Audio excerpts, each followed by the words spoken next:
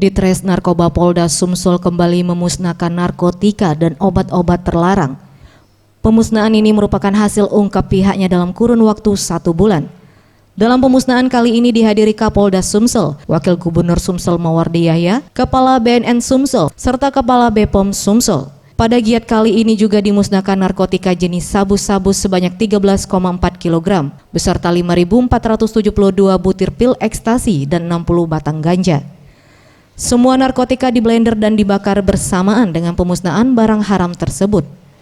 Dalam giat ini juga dihadirkan 9 orang tersangka yang terlibat dalam kasus narkoba. Salah satunya tersangka yang merupakan pecatan anggota kepolisian pada tahun 2016 dan juga ibu mertua dari tersangka yang juga pengedar. Kapolda Sumsel Irjen Pol Julkarnain Adinegara mengatakan, melihat angka kejahatan transnasional khususnya narkoba yang kian meningkat, pihaknya tidak segan-segan memberikan tindakan terukur bagi para tersangka yang terlibat narkoba. Selain itu, Kapolda Sumsel juga mengharapkan peran serta semua pihak untuk dapat memberantas peredaran narkoba di Sumsel, karena peredaran narkoba sudah sangat meresahkan dan dapat merusak generasi muda. Lihat angka tren kejahatan transnasional ini, khususnya narkoba, penyalahgunaan narkoba, memang dari waktu ke waktu meningkat ya. Tindakan kita tegas, rekan-rekan tahu 2018 yang lalu ada 6 tersangka yang melakukan perlawanan dalam pengejaran dan kemudian ditembak sampai mati.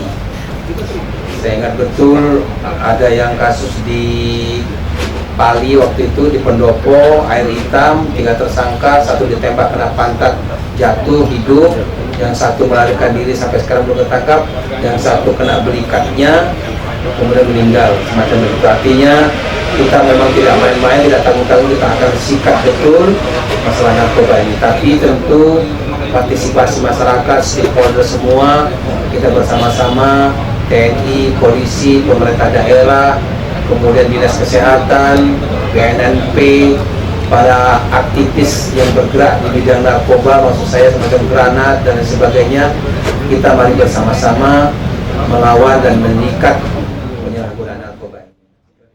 Tim Liputan Sriwijaya TV.